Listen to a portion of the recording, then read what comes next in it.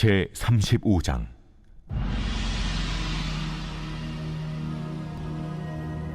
또 여호와의 말씀이 내게 임하여 이르시되, 인자야, 내 얼굴을 세일산으로 향하고 그에게 예언하여 이르기를, 주 여호와께서 이같이 말씀하시되, 세일산아, 내가 너를 대적하여 내 손을 내 위에 펴서 내가 황무지와 공포의 대상이 되게 할지라.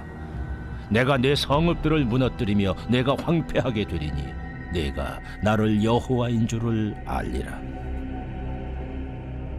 내가 옛날부터 한을 품고 이스라엘 족속의 환난 때, 곧 죄악의 마지막 때에 칼의 위력에 그들을 넘겼도다. 그러므로 주 여호와의 말씀이니라. 내가 나의 삶을 두고 맹세하노니 내가 너에게 피를 만나게 한즉 피가 너를 따르리라.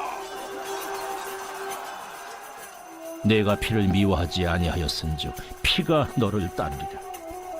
내가 세일산이 황무지와 폐허가 되게 하여 그 위에 왕래하는 자를 다 끊을지라.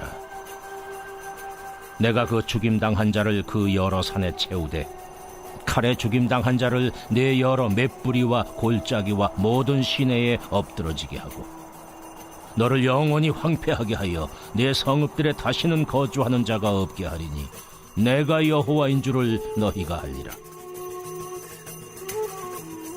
내가 말하기를, 이 두 민족과 두 땅은 다 내 것이며 내 기업이 되리라 하였도다.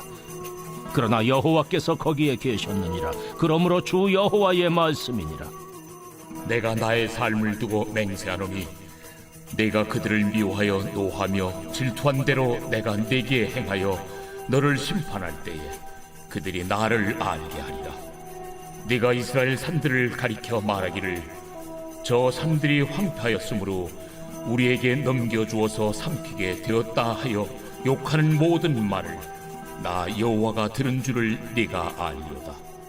너희가 나를 대적하여 입으로 자랑하며 나를 대적하여 여러 가지로 말하는 것을 내가 들었노라. 주 여호와께서 이같이 말씀하셨느니라. 온 땅이 즐거워할 때에 내가 너를 황폐하게 하되 이스라엘 족속의 기업이 황폐하므로 내가 즐거워한 것 같이 내가 너를 황폐하게 하리라. 세일산아, 너와 에돔 온 땅이 황폐하리니 내가 여호와인 줄을 무리가 알리라 하셨다 하라.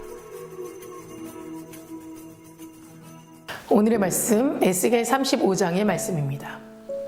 35장의 말씀은 세일산과 에돔을 향한 심판을 선언하고 있습니다. 하나님께서 에돔을 향해 심판을 선언하신 이유는 세 가지입니다.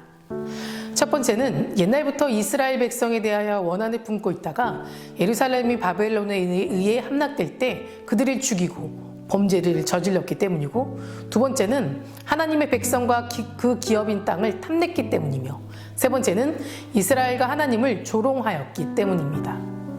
먼저 하나님께서는 에돔을 대적하셔서 그 땅을 황무지와 공포의 대상이 되게 하시고 에돔의 성읍들을 무너뜨리고 황폐하게 하겠다고 말씀하고 있습니다. 왜 하나님께서는 이러한 심판을 하시는 걸까요? 그 해답이 5절에 나와 있습니다. 내가 옛날부터 한을 품고 이스라엘 족속의 환난 때, 곧 죄악의 마지막 때에 칼의 위력에 그들을 넘겼도다. 에돔은 이스라엘이 그들의 죄로 인하여 하나님의 심판을 받아 환난을 당할 때에 그들을 위해 칼을 휘둘렀고 그로 인해 하나님의 심판을 받게 된 것입니다. 여기서 에돔이 이스라엘 위에 칼을 휘둘렸다는 것은 이스라엘이 바벨론의 침공으로 인해 고통을 당할 때 유다의 남부 지역을 침공하여 약탈하고 살인한 사실을 가리키고 있는 겁니다. 그런데 이 사건은 에돔이 이스라엘 족속에 대하여 옛날부터 한을 품었기 때문이라고 말씀하고 있습니다. 다시 말해서 에돔은 이스라엘에 대하여 오래전부터 원한과 증오심을 품어왔고 유다가 바벨론의 침공으로 위기에 처하게 되자 원한을 풀기 위해서 시작되었다는 겁니다. 이들의 이스라엘에 대하여 이처럼 한을 품게 된 이유는 그 조상인 에서와 야곱 사건 때문입니다. 에서는 야곱의 속임수로 장자의 축복을 야곱에게 빼앗기고 말았습니다. 에서는 하나님의 언약이 담겨진 장자권을 허기진 배를 채우기 위해 팥죽 한 그릇에 팔아버렸고 결국 장자의 축복은 야곱에게 넘어간 것입니다. 그때부터 에서의 자손인 에돔 족속은 야곱의 자손인 이스라엘 족속에 대하여 한을 품고 미워하며 원수로 여겼습니다. 그러다 유다가 공경에 처한 것을 기회로 삼고 자신들이 한을 풀게 되었던 겁니다. 그런데 그 결과를 보면 그들은 오랜 한을 풀었지만 그로 인해 자신들도 멸망당하고 맙니다. 이러한 사실을 볼 때 다른 사람을 미워하는 마음이나 행동은 결국 자신을 망하게 한다는 사실을 알 수 있습니다.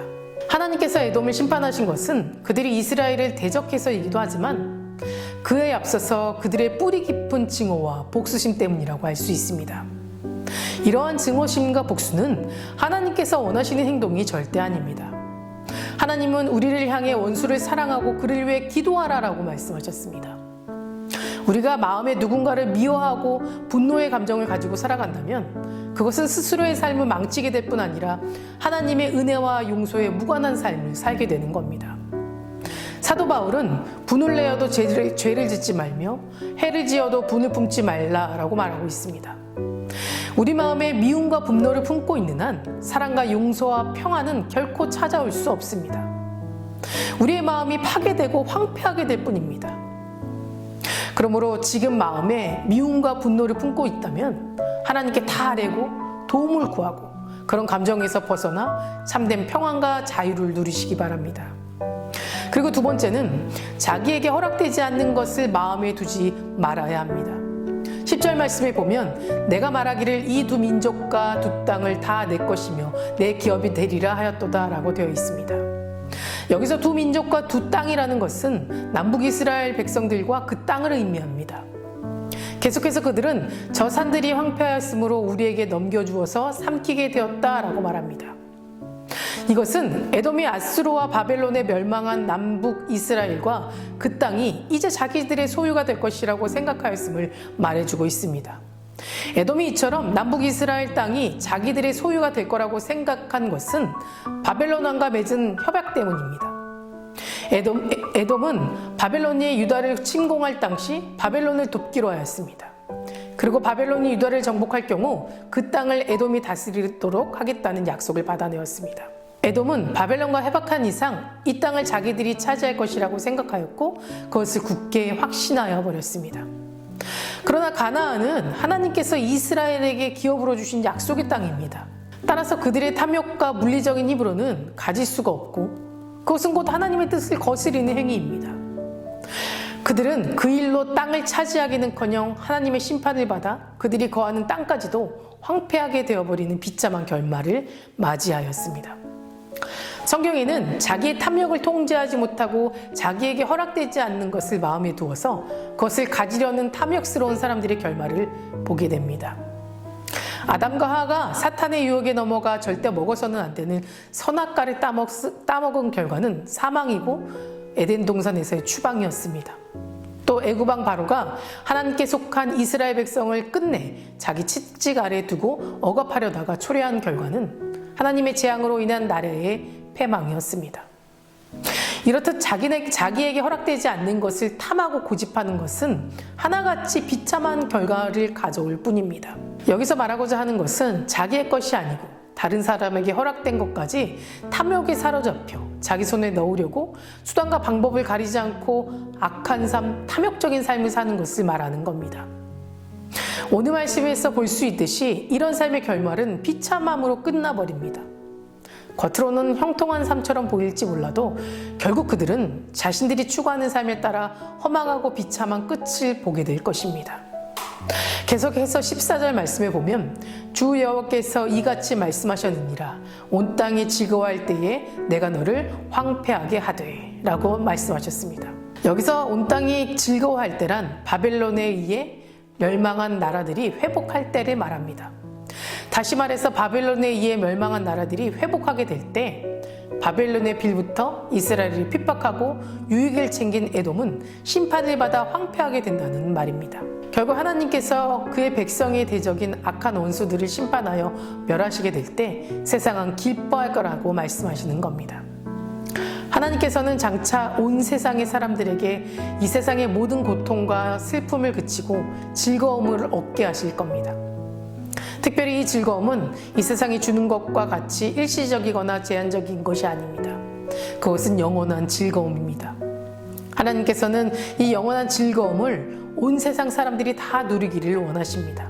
사람들이 이 즐거움에 들어가기 위해서 스스로 할 수 있는 일은 아무것도 없습니다. 오로지 하나님에 대한 믿음만 있으면 됩니다. 하나님에 대한 믿음만 가지게 되면 누구나 영원한 즐거움을 누릴 수 있습니다. 우리 인생의 고통과 슬픔이 어디에서 비록되었습니까? 그것은 바로 죄에서 비록되었습니다. 예수님은 이러한 죄를 사하시기 위해서 세상에 오셨고 십자가를 통해 당신을 믿는 모든 자들에게 구원의 기쁨과 새 생명을 누리는 즐거움을 허락하셨습니다. 그러기에 그리스도를 믿는 자는 누구든지 영원한 즐거움을 누리게 되는 겁니다. 사랑하는 성도 여러분, 오늘 에돔 사건을 통해서 우리가 마음을 지키며 산다는 것이 얼마나 중요한지 깨닫게 됩니다. 우리는 에돔의 사건을 교훈 삼아서 내 주변에 고통받고 있는 사람들이 있다면 그 사람이 설령 내가 미워하는 사람일지라도 증오하는 마음 대신 사랑의 마음으로 손 내밀어 도와줄 수 있는 긍휼과 자비의 마음을 달라고 기도하시기 바랍니다. 또한 하나님이 허락하지 않는 것은 과감히 버릴 줄 아는 용기와 세상의 탐욕과 현실적 이익의 마음을 빼앗기지 않고 하나님이 뜻을 헤아릴 줄 아는 마음을 달라고 기도하시기 바랍니다. 이러한 삶을 살게 될 때 하나님이 우리를 위해 예비하신 확실하시고도 온전한 축복과 소망을 누리며 살아가게 될 줄 믿습니다. 다 같이 기도하시겠습니다.